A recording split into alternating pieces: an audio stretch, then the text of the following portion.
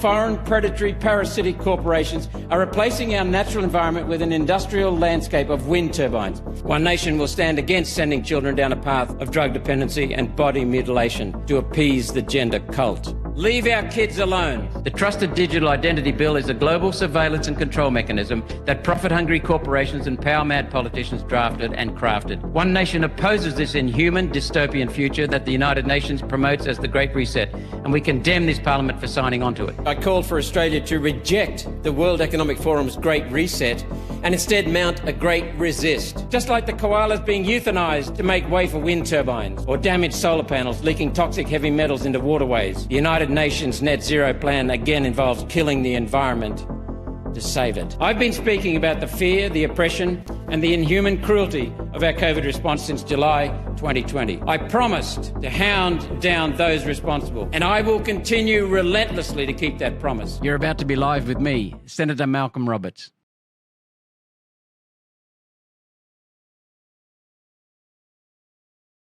Well, g'day. It's time for the weekly wrap on Friday, and it's coming up for a couple of days before Australia Day. We're going to be talking about Australia at the end. Well, actually halfway through as well. But I'm going to start with President Trump because he's dominated the news headlines, and it's extremely important for our country because he's opened the door now to getting Australia back on track. And One Nation has been pushing these things for years, and Donald Trump has said he agrees with just about everything we do. Of course, he didn't say it as One Nation, but everything he's doing is about in agreement and validating what we've been saying. So we've got an article from the Sydney Morning Herald that we're going to put up and follow that through and go through each line item. Is that the start of the article? Trump's calling for federal agencies to study tariff policies in the US trade relationship with China, Canada, and Mexico, according to incoming officials.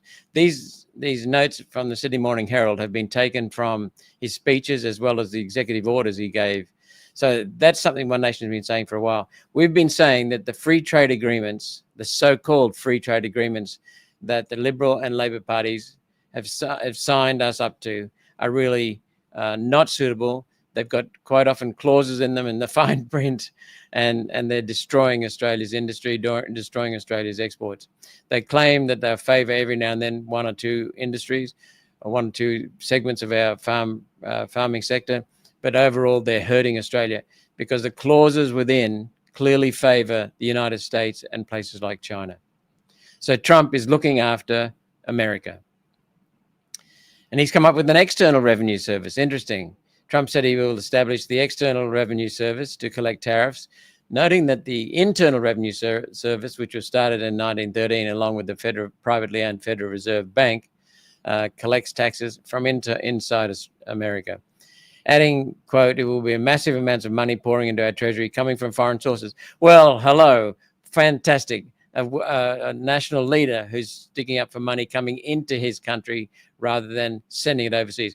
And about time politicians in this country took notice of what Pauline Hanson and I have been saying for many years, and that is that we need to tax our foreign multinationals that are not paying company tax in this country and that are sending gas in some cases overseas with virtually no payment to us. So it's so pleasing to see someone looking after his own country. Inflation emergency. And by the way, you'll see our policies that we just finished presenting to Pauline yesterday, and she's signed off on just about all of them, added a few changes, which we'll go through. We'll release these policies in the near future.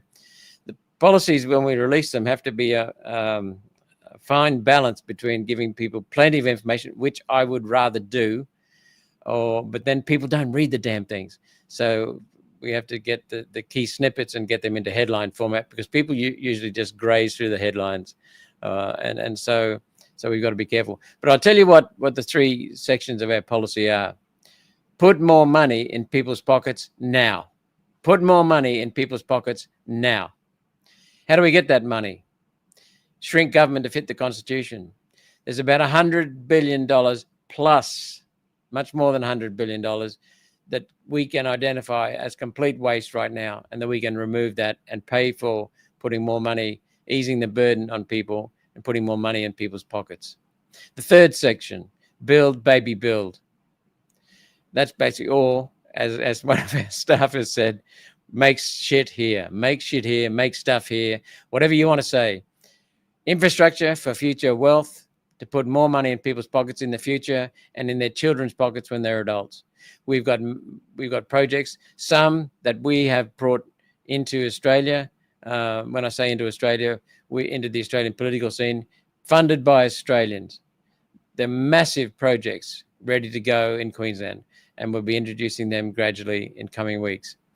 And this is all from shrinking the government to fit the Constitution. That's where we can save the money, $100 billion plus. And the rest of the money that we save can be used to pay off the debt. So let's get back to Trump. Inflation emergency. Trump directed departments and agencies to deliver emergency price relief, including the cost and supply of housing, lower healthcare expenses, and eliminating climate policies that drive up energy prices. Trump has nailed it. And that's exactly what we are going to be doing. We've been developing policies along these lines for many, many weeks. Actually, we've been putting them in our back pocket for years.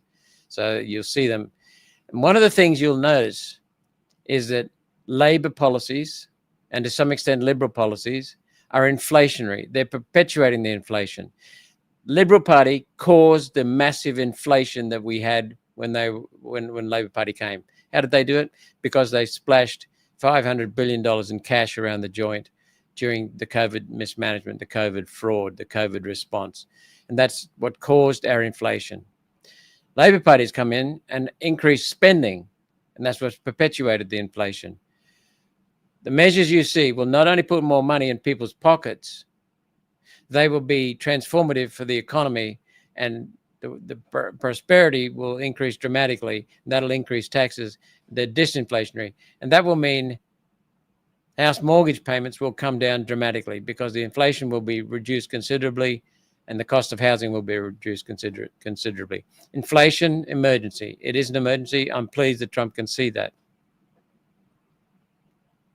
Pardons. Well, this is something for the United States, but I do want to say that normally presidents in the past, their records, I've gone through the record, they're around 200 to 400 pardons in their 4 years, 8 years, whatever, how many terms they get. Obama blew it up to 1,800, I think. A lot of his Democrat mates got pardoned for crimes, no doubt. Joe Biden has come along, and as of figures of about a week ago, he had more than 8,000. I mean, I can't help but laugh. 8,000 pardons, 8,000. And including by Fauci and others who we'll talk about in coming weeks. I've got Dr. David Martin lined up, by the way. I've been working with David Martin he agreed to come on a podcast. I'll give you more details of that. It's going to be in the near future. We've got a date lined up, so I'll tell you more. Well, it's going to be 14th of February. So Dr. David Martin, that will be explosive. You wait for it. Anyway, the pardons. Trump in his first day has pardoned 1,500 people. But I believe, and it's quite clear from the independent media in America, that these 1,500 people, many of them were innocent people, completely innocent. Many, maybe most. Definitely most, almost all. I won't say all, but definitely almost all. Full pardon of about 1,500 people for their role in the supposed siege of the U.S. Capitol. We know from Mike Benz, interviewed by Joe Rogan. Mike used to work within the intelligence apparatus in the United States, the misinformation apparatus. He said that it was bullshit.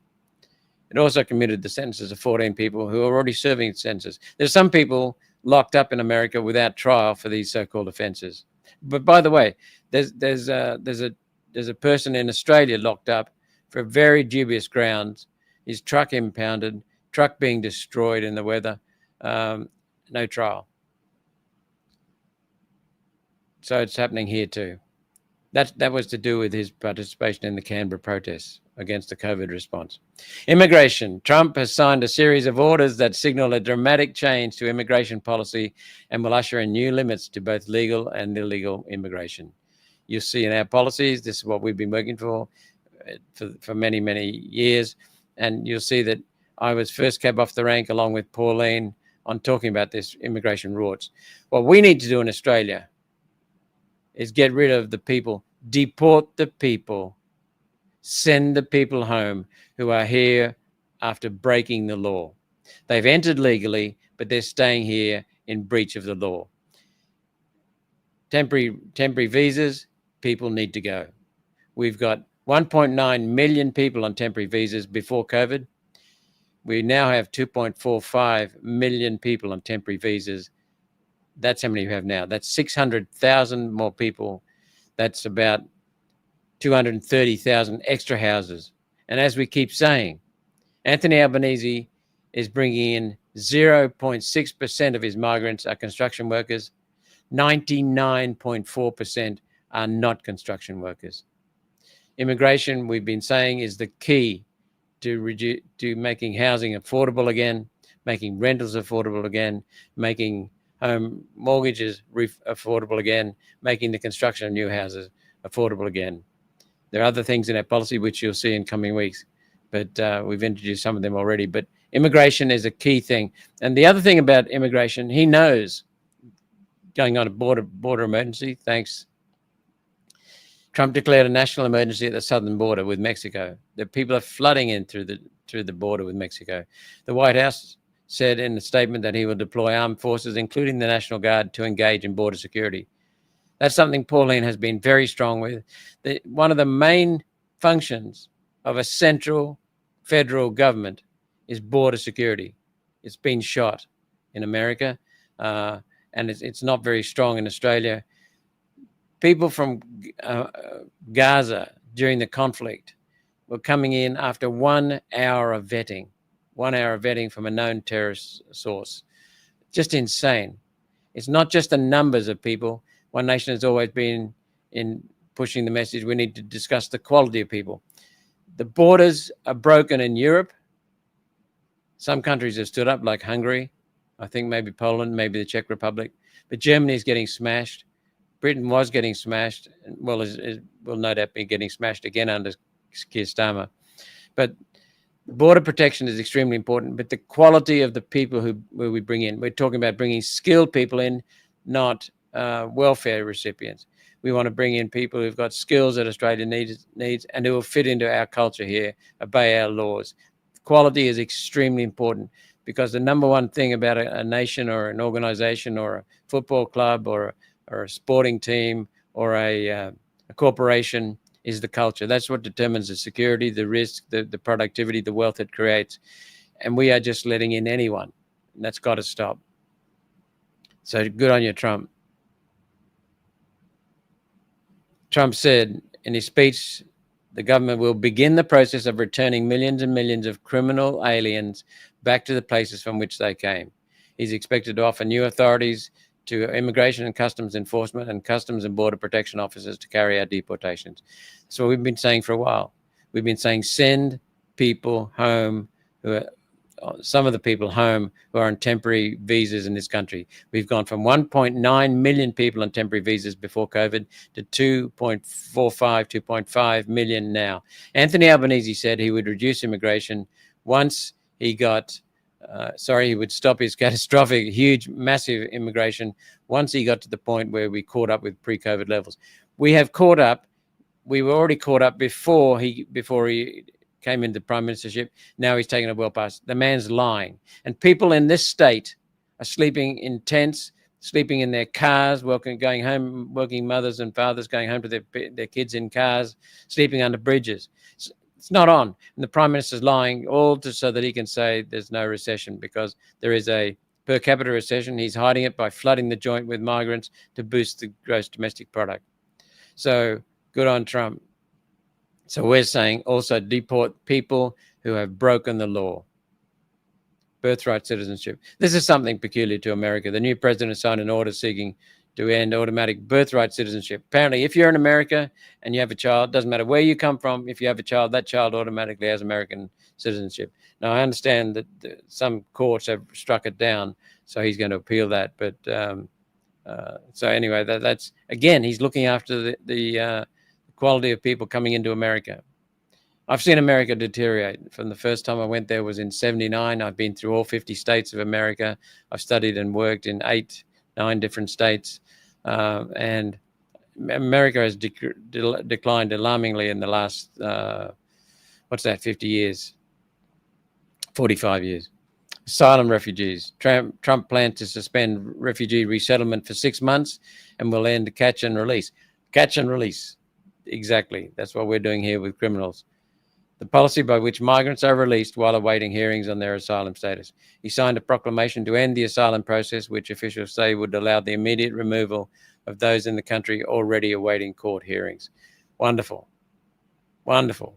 We have people sitting in this country for years waiting for appeals to go through on court sentences to send them home, waiting for appeals. And we're paying for those appeals. Nonsense. It's just a delaying tactic. Okay, next one, please. Death penalty. I'm opposed to the death penalty. Life is a life.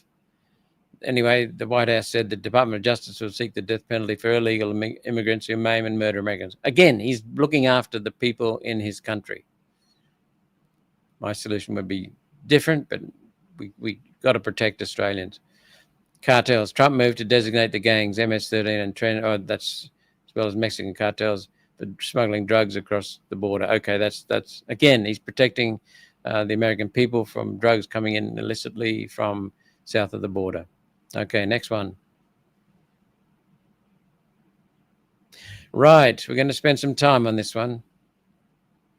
I'd like, as always, to get to questions and answers, but we've got a few points to cover today. Energy production. Similar to his actions on immigration, Trump invokes emergency powers in a bid to boost domestic energy production and under Biden-era policies designed to fight climate change. He said, basically, climate change is a bunch of bullshit. Climate varies naturally. That it just varies naturally, and every time we have a hot day, somebody says it's the end of the planet. Every time we have a cold day, somebody says it's the end of the planet due to global warming. You know, that you just can't make this stuff up. We've had 50 years of lies and indoctrination, and newspapers being bought off and driving headlines that'll create fear. Trump has called it for what it is, and he's exiting the Paris Agreement. So Biden was putting on a lot of restrictions in America. Now, you'll notice we've gone through his immigration policies, which are his main concern because he's got to look after the security of the American people, which is what our government should be doing and aren't. Liberal and Labor both push massive immigration, both sloppy on the quality of the people they allow in. The second thing is energy, and energy is vital for industrialization, productivity, which in turn, productivity drives higher wages, because with higher productivity, you can afford to pay people higher wages. And it also drives massive investment in innovation and initiative. And so energy is the key. Whichever country has the lowest cost of energy will dominate the world in terms of industry and agriculture, because energy is the lifeblood of a productive economy. Leave it on an energy there, please.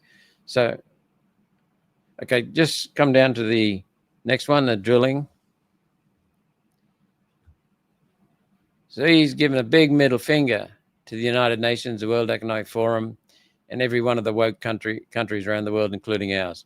He's not only saying he's not going to keep cutting hydrocarbons, he's going to increase hydrocarbon production, because he knows India, China, Asia, Africa, South America all want more of the hydrocarbon fuels, coal, oil, and gas that enabled the West to develop.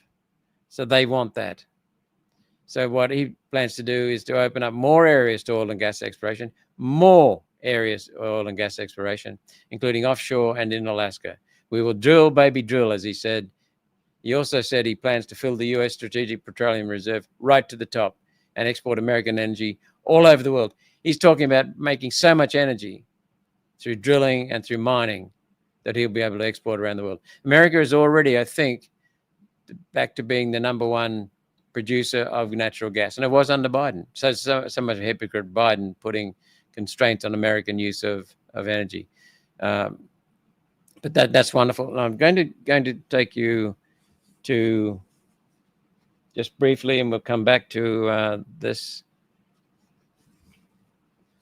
America, I've been reading his presidential action, the presidential declaration for putting America first in international environmental agreements. Look at the way he's done this. He said the purpose of this is the United States must grow its economy and maintain jobs for its citizens while playing a leadership role in global efforts to protect the environment. Perfect. Because we're in favor of protecting the environment too, but not at the sake of the human environment. So he's all about creating industry, growing the economy, and maintaining jobs. And he said, over decades, with the help of sensible policies that do not encumber private sector activity. No more of this nonsense of forcing private companies to do things against their will. Raised worker wages, increased energy production, reduced air and water pollution. And that's a fact. America has, in the past, prior to all this climate nonsense, don't encumber private sector activity, don't constrain private sector. They simultaneously grown their economy, raised workers' wages, increased energy production, reduced air and water pollution. The United States' successful track record on advancing both economic and environmental objectives should be modeled for other countries. Too right. He's absolutely correct. He also said in his presidential order, in recent years, the United States has purported to join international agreements and initiatives that do not reflect our country's values of our contributions to the pursuit of economic and environmental objectives.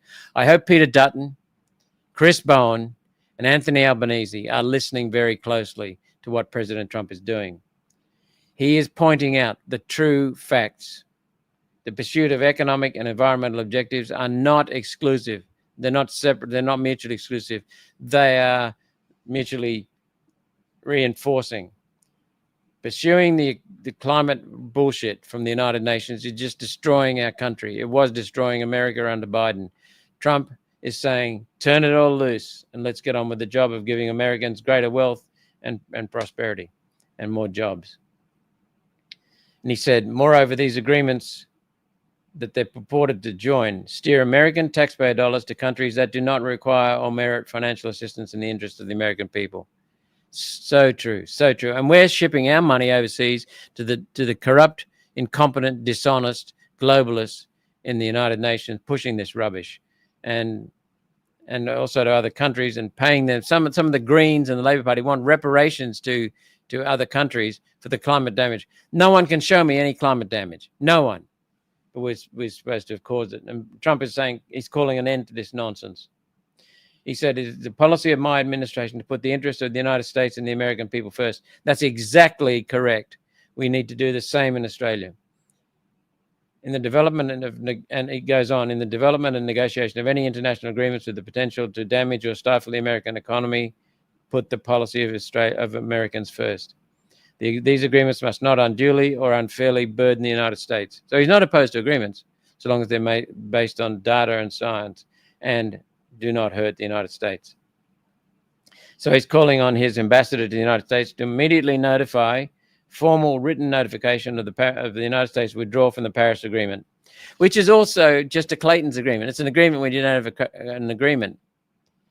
Because they didn't want the embarrassment of what happened in the previous conference of UN parties in Copenhagen, the previous round of discussions around about 2010, the United Nations approached the Paris Agreement slightly differently. They brought all the dignitaries in at the start. They all said their wonderful speeches and then left. And then when they couldn't find an agreement, because China and India and many other countries that are wanting to develop with hydrocarbon fuels, coal, oil, and natural gas, said, we're not signing an agreement. So what they did was they said, well, if you sign the agreement, then you're signing to do whatever you want to do. And China signed, India signed, because they were basically saying, we will consider these things in 2050, if at all. And meanwhile, dopey Australia, under Tony Abbott of all people, ratified by Malcolm Turnbull, supported by the Labor Party, encouraged by the Greens, the Liberal National Party signed the Paris Agreement, ratified it the following year to gut our economy and many other countries just laughed, and they're laughing at us still. Trump is ceasing or revoking any purported financial commitment made by the United States under the United Nations Framework Convention on Climate Change, the UNFCCC. He went on, in his order, the United States International Climate Finance Plan is revoked and rescinded immediately. Immediately. The Director of the Office of Management and Budget shall, within 10 days of this order, issue guidance for the rescission of all frozen funds.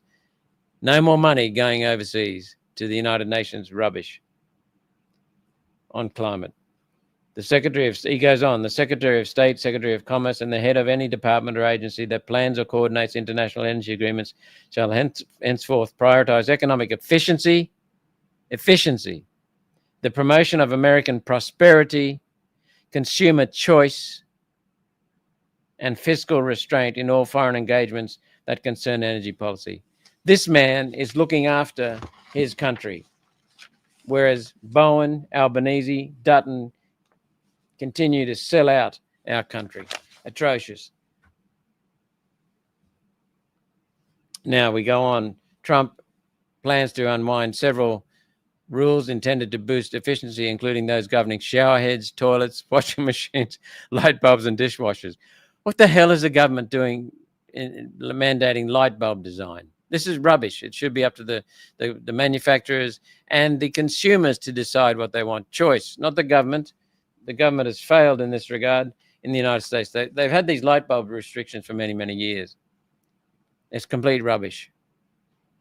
And some companies are making a mozza out of that light bulb regulation because they make the good old incandescent, the cheap incandescent light bulb redundant and much more expensive alternatives have come up, and corporations are making lots of money out of it. And the people have to dispose of these things which have got toxins in them. Okay, wind farms. Oh, I love this one, except I don't like the way you use the term wind farms. But anyway, wind farms. The administration will end leasing areas for massive wind farms that the White House said degrade our natural landscapes and fail to serve American energy consumers. Agree, all 3 points.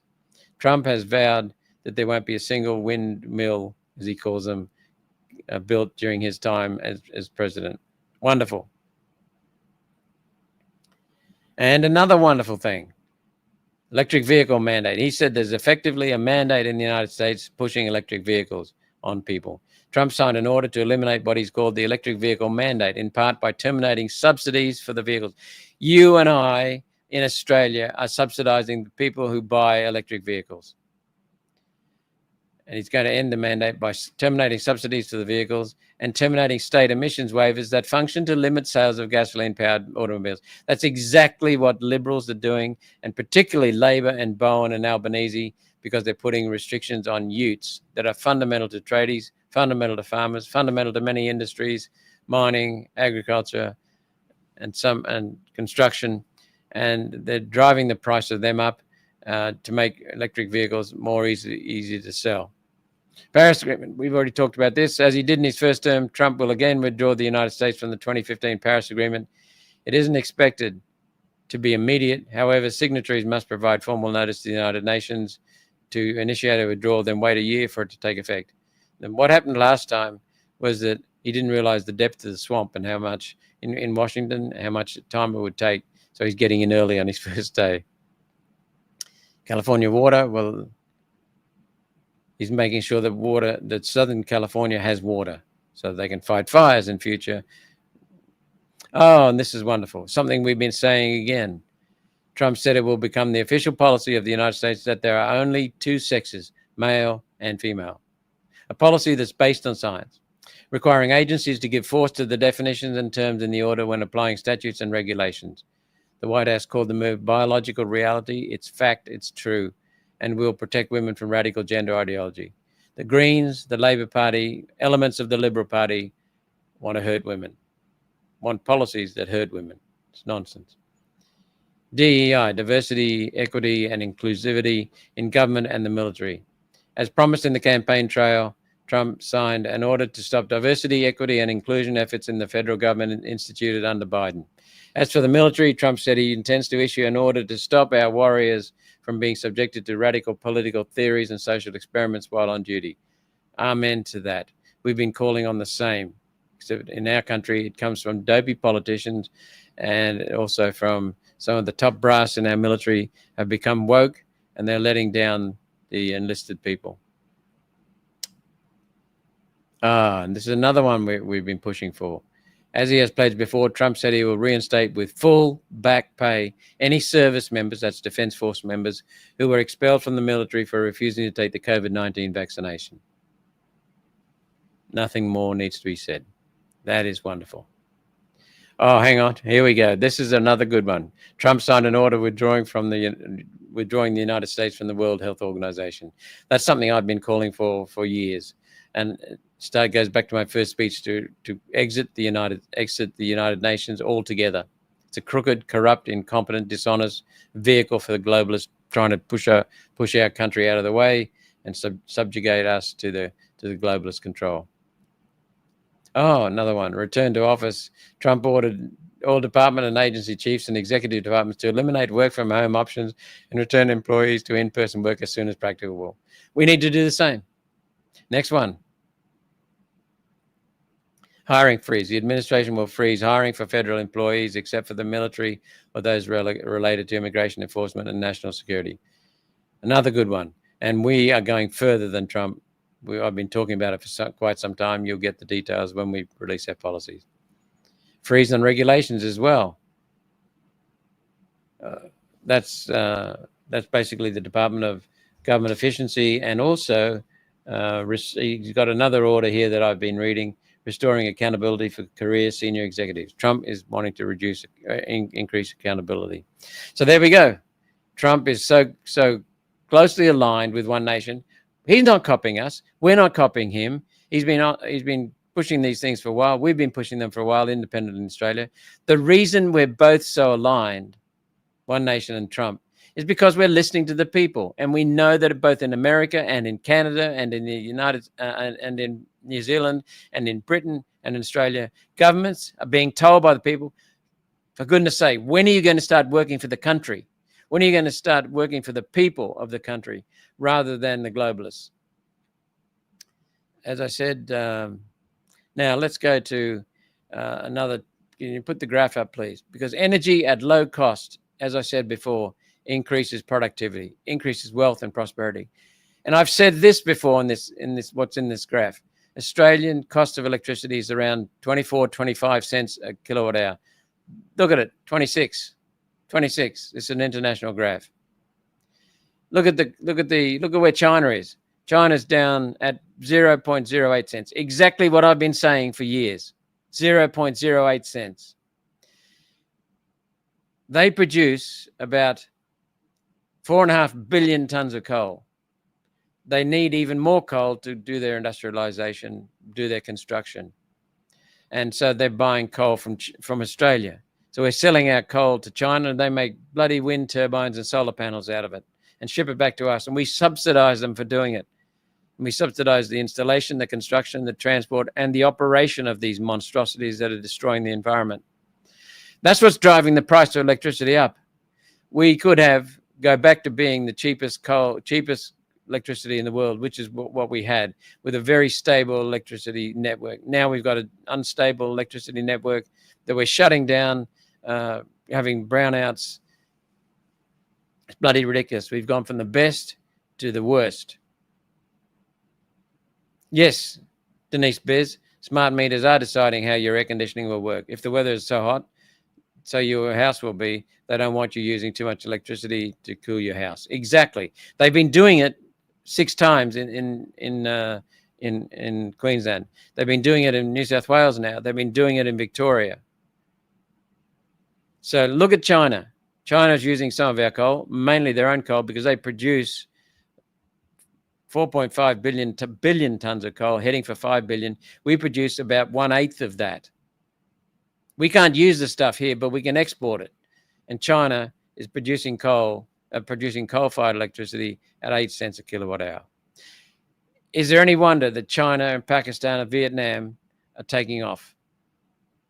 I'm guessing Afghanistan and Bangladesh don't have a huge electricity network. But China, look at Taiwan.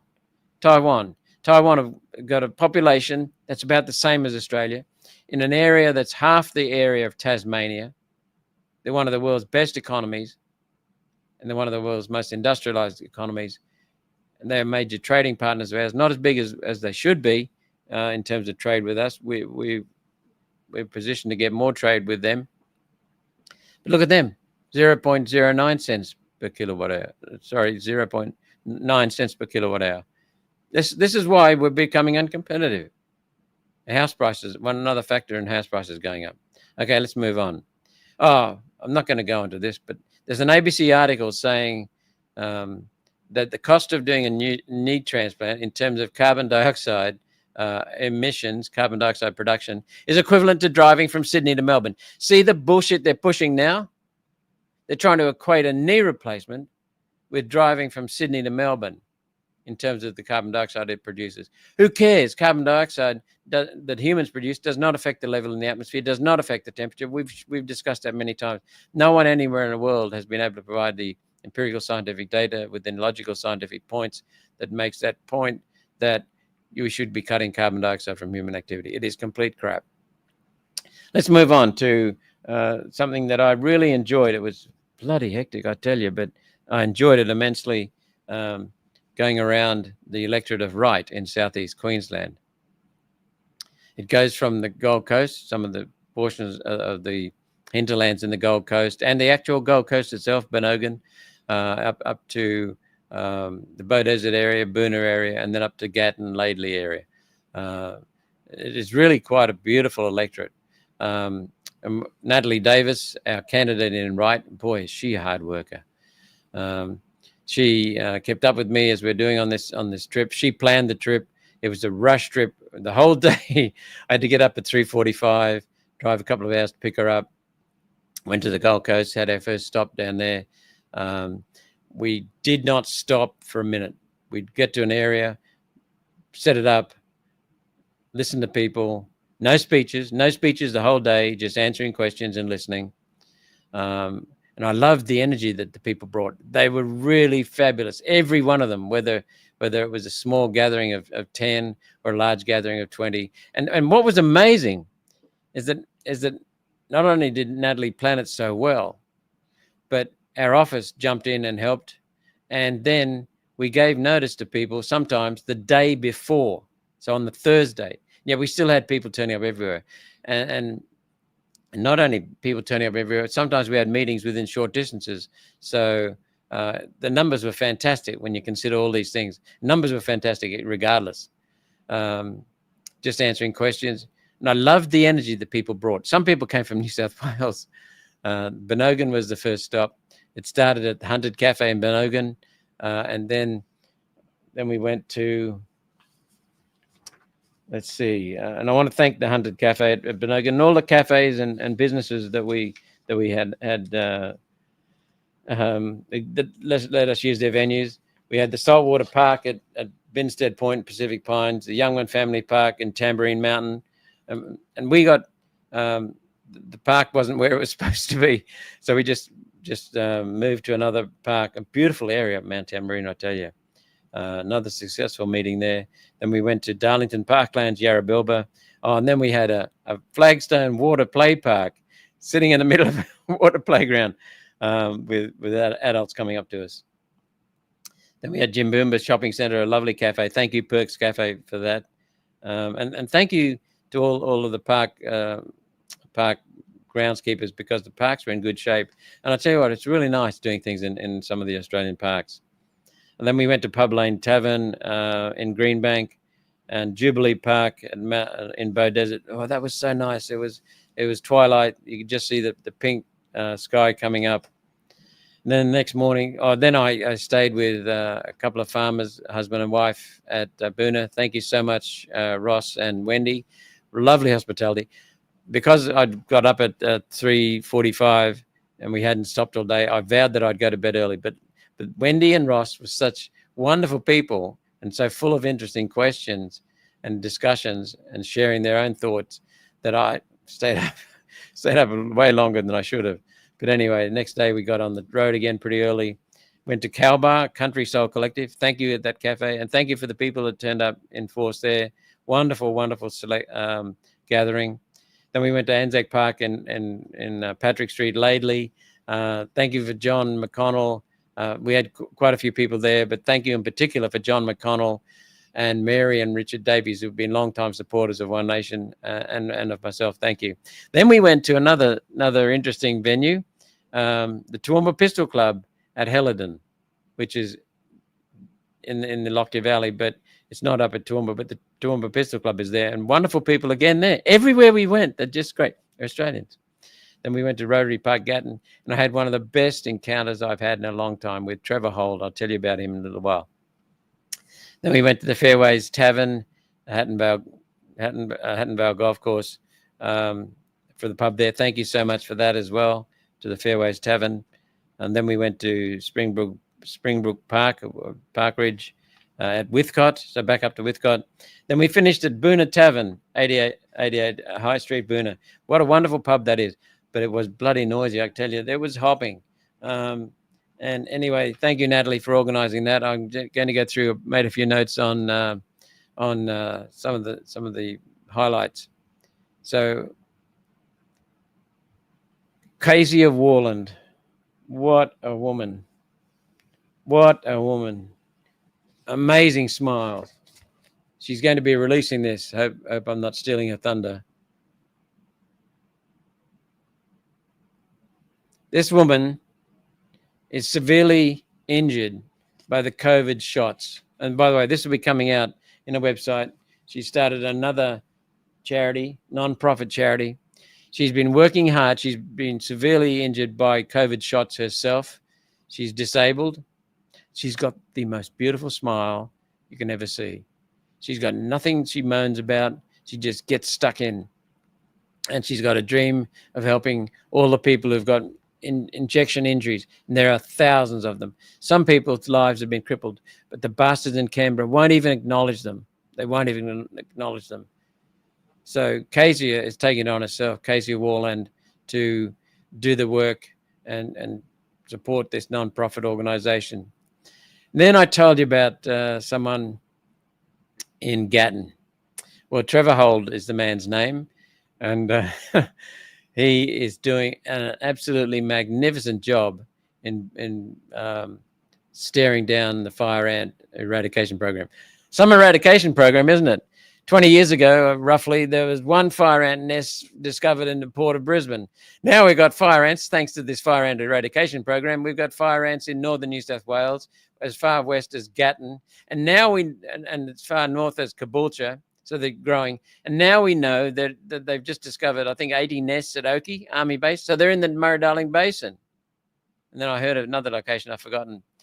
This is rubbish. We are questioning the environmental destruction, the destruction of pets, the destruction of human health. They're spraying this stuff willy-nilly from helicopters, dropping it on house roofs and going into water tanks. Human consumption. They're dropping it in rainforest, which you don't have. Fire ants don't go into rainforest. They're dropping it in valleys like the beautiful, pristine Samford Valley, where there's no bloody fire ants reported. Currumbin Valley, Caboolture, they're just spraying this pesticide around. And they're telling us it's safe when it's bloody well not. And what this man, Trevor Holt, has done is he's done research and research and research with some of the best in the world, some of the best in Australia, and showing that it's all nonsense. And he's done the research in Florida where they've had fire ants, and they've come up with just using simply hot water, boiling water, and that kills the fire ants. And you apply it to a nest, and it works, and it doesn't have any environmental legacy. But no, they can't have that because we suspect that the people pushing this are pushing it for money, for spreading the pesticides, and paying for the pesticides, and then paying for the contract to spread them. That's what we believe. And what Trevor's doing, he's going to send me more information. What he's doing is he's being a hub for people in Samford, Gold Coast, Currumbin, other places he's formed an association. So we'll be supporting that. We've already been supporting fire ants for many, many months and years, and supporting the opponents of the fire ant eradication program. Now, the other thing that I've mentioned, I've said to people, whoever raises fire ants, can you show me any evidence that fire ants are doing damage? I've only heard one person. He said he heard of some lambs being troubled by fire ants. Well, we also know that from some of this research that in the United States, they eventually gave up, and they're living with fire ants, and there's been no problems. Farmers and others are saying there's no real problem with the fire ants. You've got to learn to live with them. And then we've had people in Australia opposing the fire ant eradication program because of the damage to the environment, the human and natural environment. And they've actually gone and put their fingers in the fire ant's nest and been bitten. And there is a sharp pain with some, but it's not more than other ants for some people. So there's no damage that they can show me.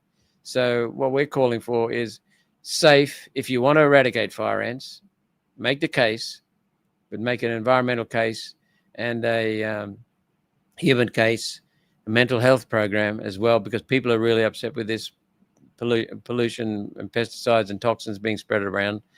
And then you manage it properly, not at the moment. And you come up with something that bloody well works. At the moment, we're spending billions of dollars and it's not working. I want to share Matthew's notes. He passed me these at Greenbank. He had some concerns, and he's listed 5 concerns. Medical freedom, mandating or otherwise coercing any medical intervention. He goes on, and he really writes well, but I'm not going to go into that. We've covered that many, many times. Climate change, net zero agenda. There are serious concerns, Matthew says, and he put all in typed, that there are serious concerns that the government is committing national suicide by promoting the completely fabricated idea that carbon dioxide is responsible for the non-existent global warming. I could not have said that any better, Matthew. That's exactly a simple one-sentence summary.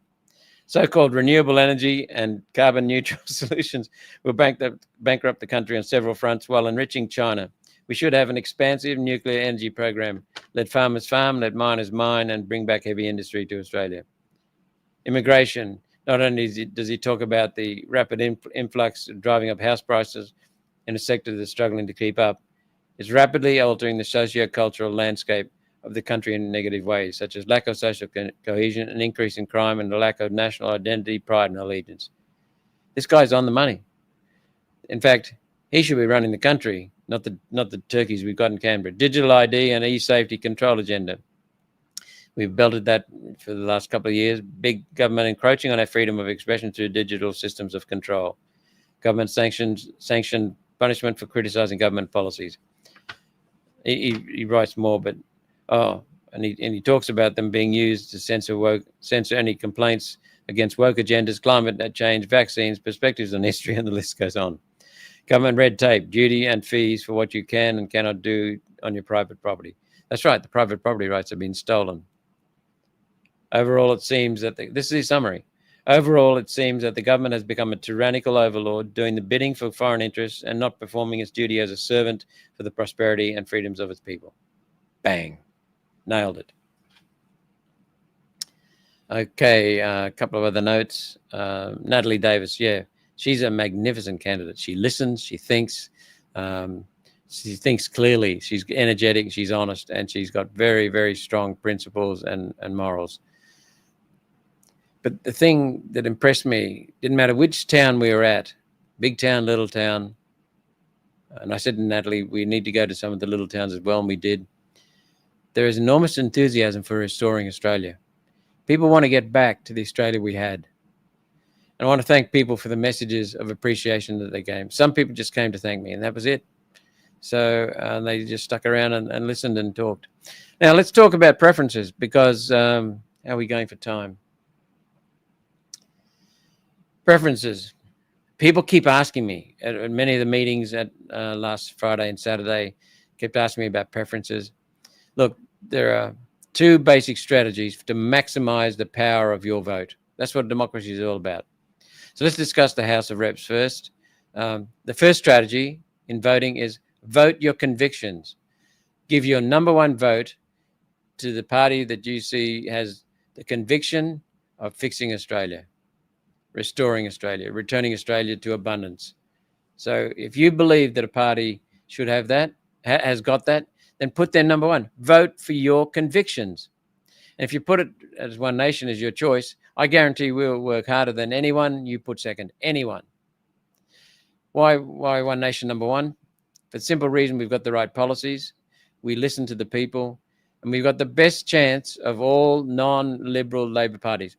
The mess that we've been put in this country, the decline of this country, has been under Liberal Labor policies. Liberal Labor, Liberal Labor, Liberal Labor, the Uni Party, their policies are almost identical. So we've got to get away from Liberal Labor. And what's the best alternative? Not only the best policies, but the biggest opportunity, the biggest of all the other parties, the minor parties, is One Nation. We have the best chance. So once you put One Nation number one, then the next voting strategy is to minimize your risk. If you are terrified, like I am, of the Labor Party coming back in at the next election with Albanese at the helm, then although I don't like the Liberal national policies, I'm going to be putting Liberal Nationals before Labor. That's when I vote, I'll be putting Liberal Nationals before Labor. And always the Greens last, of course. So what happens if you put Liberal Labor first? That's it. Your vote dies there.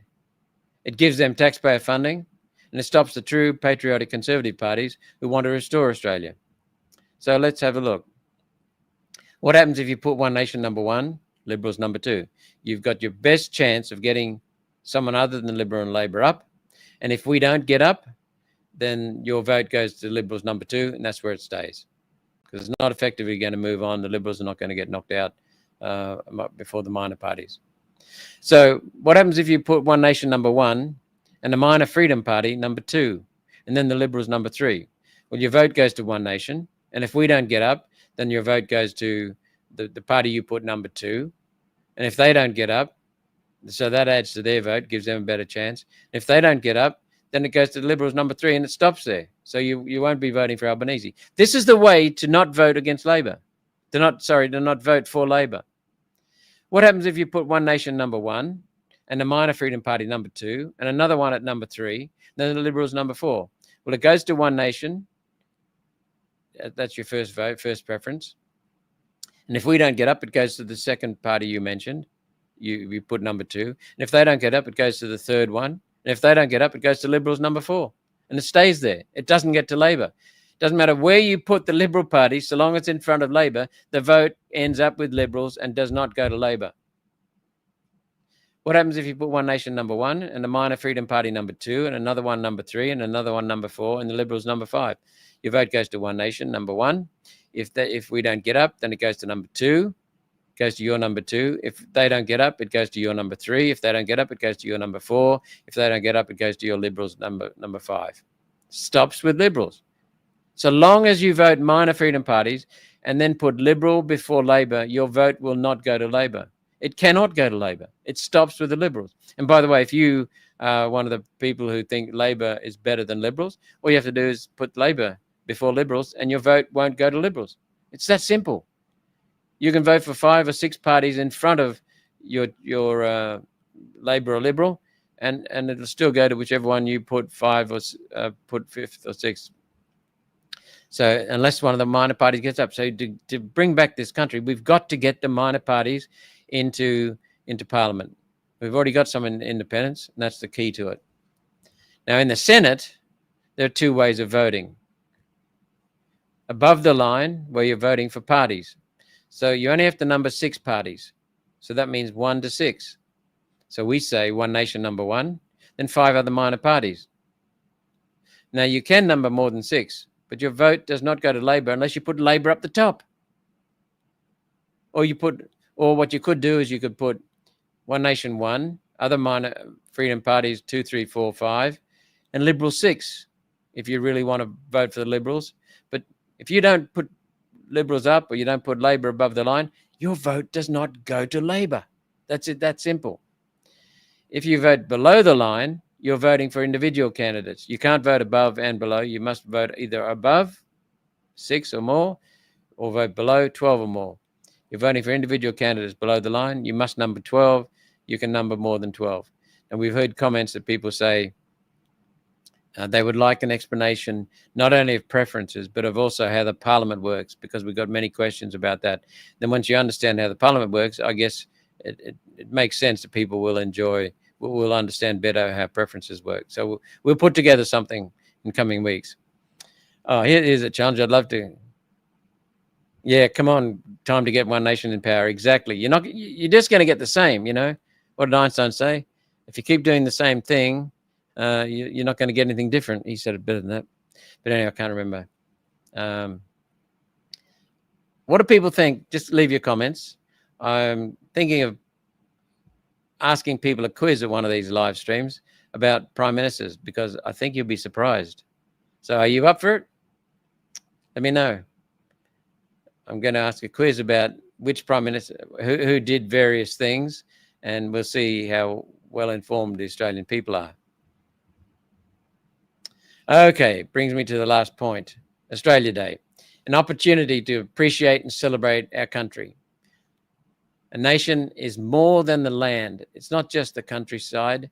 It's the feeling of being Australian. That's what a nation is. So much about being a nation is not tangible. You can't see it, but you can feel it. It's the culture, it's the laws, it's the values, things like mateship, things like respect, things like freedom. So human society is organized in two structures, family and nation. All human society is organized on family and nation. The globalists who have said, by their own words, they want to put in place an unelected socialist global governance, are trying to destroy nation so there'll be no boundaries, no national governments, just a global governance. And they're trying to kill family as well, because family is when people get into trouble, that's where people turn to the family. When you smash the family, they turn to the government. When you smash the nation state, they turn to the global governance. And that is such a ridiculous proposition, that you have someone who can govern globally, because the decisions are best made close to where the people live and close to where they're being enacted, that what ends up happening is it's a recipe for control. A recipe for control. That's what they want. They want control and wealth transfer. They want to take us back to socialism, they want to use socialism and communism, take us back to feudalism, where they control us as serfs. That's what they've said. So Australia Day is a day where we don't talk much about politics. We just get outside, cook a couple of lamb chops, have a cold drink, play games, sports, be outside, take your sun protection, and just enjoy the day. And by the way, join us at Paradise Point on the northern tip of the Gold Coast. See my Facebook and Instagram for details. It's the Esplanade, Paradise Point, Gold Coast, opposite Cafe 7. I want to read a comment on Instagram, because I found it... I understand where this, I won't read the person's name out.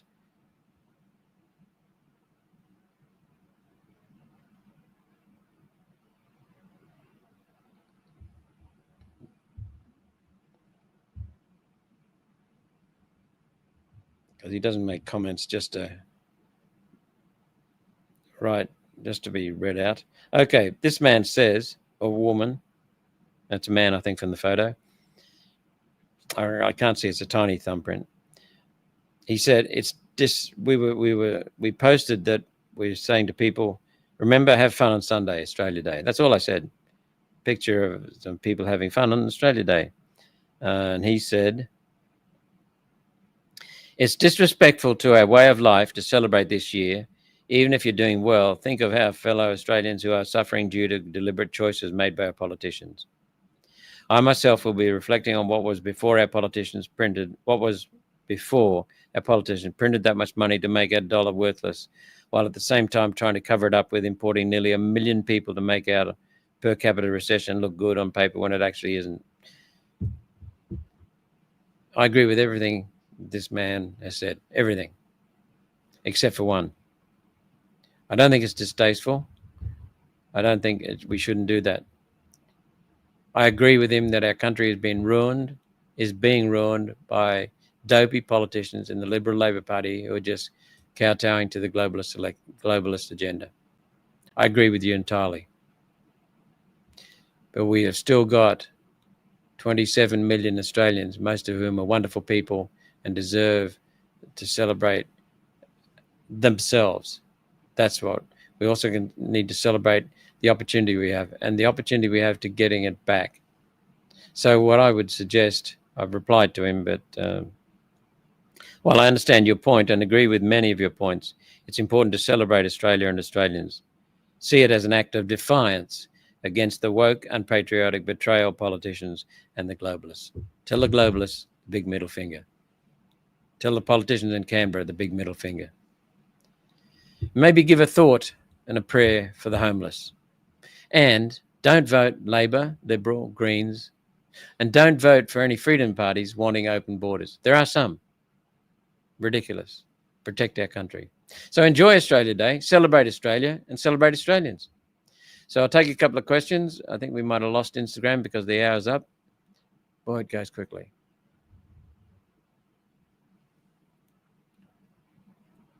Got any questions?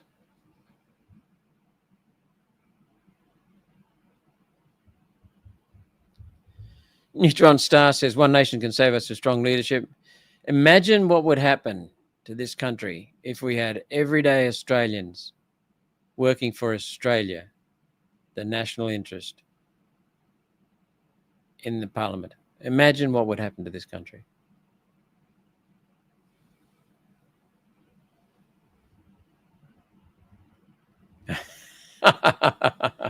It looks like West is a supporter of the Liberal and Labor Party. One nation will split the vote again. See, we don't mind opponents coming on here.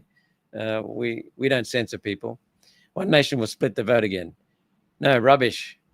You can't split the vote because the preferences are there, mate. You've been listening to too much crap in the main mouthpiece media that supports the Liberal Party and Labor Party, because the Liberal Party and Labor Party form the governments to date, and they spend money in advertising, and that's what keeps many of the mouthpiece media operating, mate. You've fallen for it.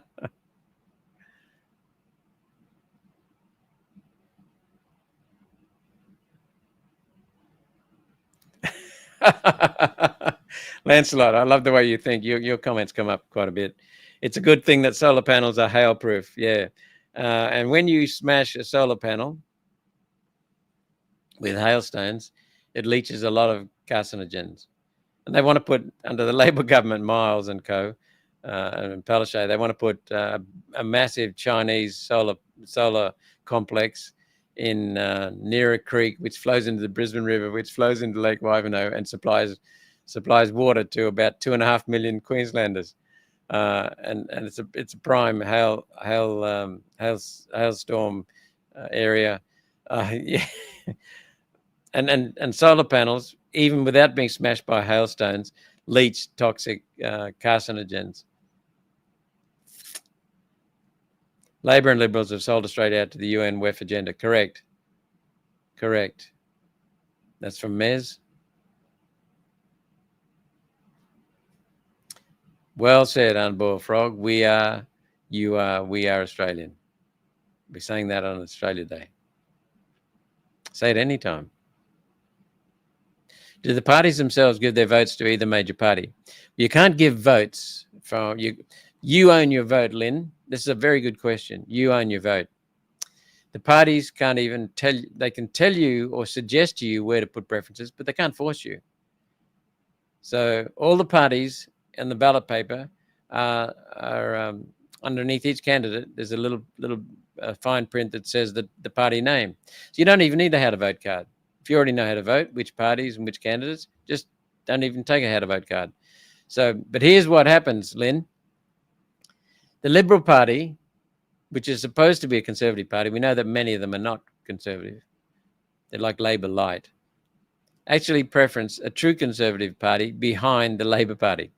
So the Liberals, when I said preference, you can't preference. They recommended to their voters to vote Liberal one and put Labor before One Nation. That's not in Australia's interest. And that's how we ended up with a Labor, Greens, Pocock Teal Senate. And then we ended up with, when Tammy Tyrrell split from Jackie Lambie's party, we ended up with Tammy Tyrrell voting almost exclusively with Labor. David Pocock voting almost exclusively with Labor and supporting them on their guillotines and stopping discussion on votes on bills. And then we've got David Van excluded from the Liberal Party as a senator, and he votes either abstains, so his vote's not counted, or he votes for the Labor Party quite often. So we've got these people in the Senate who are undermining, I believe, the will of the Australian people. So you've got to be very, very careful, because the Liberal Party and Labor Party cannot allocate your preferences. They can make recommendations, just like we can with our how to vote cards. You've got the preferences. They're your votes, your preferences. You decide. I think that now is the time, says Kerry, for all good minor parties and independents to join forces. Well, that's very difficult in a democracy, because democracy thrives on people being different, putting their arguments forward. But what you can do, Kerry, is by preferencing the minor parties together. For example, if you vote One Nation 1, Katters 2, Jared Rennick 3,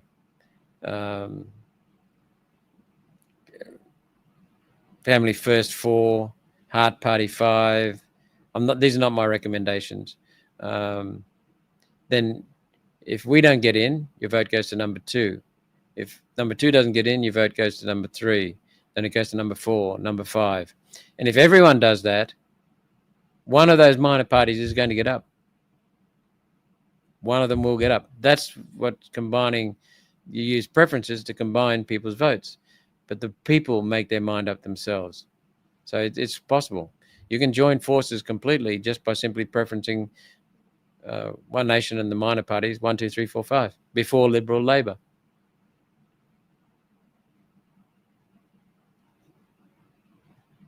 Senator Lancelot again. Senator, climate change is a massive transfer of national wealth. Exactly. We've been saying that for many, many, many years. It's not only a massive transfer of wealth, it's a control mechanism. John Howard was the Prime Minister who said he wouldn't sign the Kyoto Protocol from the UN, but he would sign the UN's. He would implement the UN's Kyoto Protocol. To do that, his government stole farmers' property rights, stole them, stopped the clearing of land, which is an infringement of property rights, and to avoid paying compensation, which is under Section 51, Clause 31 of the Commonwealth Constitution. His government went to the states and did deals with the states. It's in writing. Peter Beattie sent a letter to John Howard in writing, saying that he would enable John Howard to meet his UN Kyoto Protocol commitments, and he would stop farmers clearing their land. Bob Carr, Labor Premier, said this similar kind of thing, and he even went further and started gloating about it. Stealing farmers' property rights, because the states don't have to pay compensation for stealing property rights. So that's what's going on in this country. You're absolutely right. It's a transfer of wealth, but it's also a control mechanism. And they're using so many regulations and sustainable governance, sustainability governance measures that are not sustainable, but they're using that word because it's a cute word, it's a lovely word, it's hard to argue against, except that by providing the facts that it's not sustainable. And what they do is they wrap rules and restrictions up in that, which is about controlling your use of electricity, use of food, your use of property, your transport, all being done. As we saw, someone else mentioned that they have smart meters to control your use of air conditioning, to control your use of electricity. That becomes social credit systems. It's so easy. Commonwealth Bank's already starting to talk about it. It's happening. One more question. Kevlar says, Malcolm, Australian manufacturing industry destroyed. Well, can we have a look at that graph again, please? That graph for electricity prices? Thank you. Look at this, Kevlar. The number one component in manufacturing today, in most manufacturing sectors, is electricity. That's the highest cost category, electricity. Not labor, because in many manufacturing industries, labor has been automated, mechanized, and it's down to about number 3 quite often in manufacturing. Electricity is number 1. So if you subsidize the Chinese for solar panels and wind turbines, subsidize them to make them, subsidize them to transport them here, subsidize them to install them, subsidize them to run them, then that subsidy goes on the cost of our coal-fired electricity, which destroys our coal-fired electricity prices. Look at us. We're at 26 cents and the Chinese are at 8 cents. That's it. So you ship our manufacturing out to China. Australian companies have been forced to go to China. Penny bets, bring back the trade schools for our young to learn a trade and stop immigration. Yes, that is exactly it. Many, many, many males in adolescence are not suitable for school. Schools aren't suitable for them. They're better off learning a trade, much better off learning a trade, doing something with their hands, being active, contributing to society. Adolescent males are one of the groups that contributes most to humanity if given the opportunity. They want that meaning, that purpose. They're wonderful at contributing to society. If they haven't got that contribution, the energy gets wasted in playing games, crimes. So that trades are the key, apprenticeships are the key. And Albanese is now talking about apprenticeships to fill the hole in housing. What a lot of crap. It's complete rubbish. Pauline has been pushing for an apprenticeship scheme for years because she understands what people are telling us for many, many years. And we successfully badgered the Liberal Party into doing it. But that's fallen by the wayside. Now Albanese is resurrecting Pauline's idea. I haven't seen the details, but it looks like he can understand that Pauline's got quite a few points on that. So, but we'll see if he implements it. But so far as being able to catch up with housing, that's crap. There's only one way to catch up with housing. Stop immigration. Pause it. Not going to stop it forever. And we're not against immigration because immigrants have contributed wonderfully to this country. But we want to pause immigration now. Completely stop it until we catch up with infrastructure, until we catch up with housing, and until every Australian has a roof over their head and can sleep in a bed in a house. Stop immigration until that happens. The housing crisis has been caused by John Howard doubling immigration in his term and starting the big massive immigration policy. Then every Prime Minister since then increasing migration, and Albanese turbocharging it and making it catastrophic. It's all been created by the politicians in Canberra and based around lies. Okay, let's wrap up. Melissa Deuce, oh God, let's finish with this one. She says, I would have thought it was the duty of all governments to look after their own country first. It is. That's why these bastards have been treasonous. So just remember Australia Day coming up. The country has been going downhill for decades now under Liberal Labor, the Uni Party. Their policies are almost identical. Think of the people, maybe say a prayer for them who have been affected severely by that. And I mean severely, when you visit people returning home from work and meeting their kids in their car and sleeping in the car for the night. No toilet, no showers. In this, what should be the richest country in the world. So think about that, maybe say a prayer for them. But above all, celebrate Australia, appreciate Australia, and appreciate the nationality, not just the nations. Appreciate Australians and enjoy your day.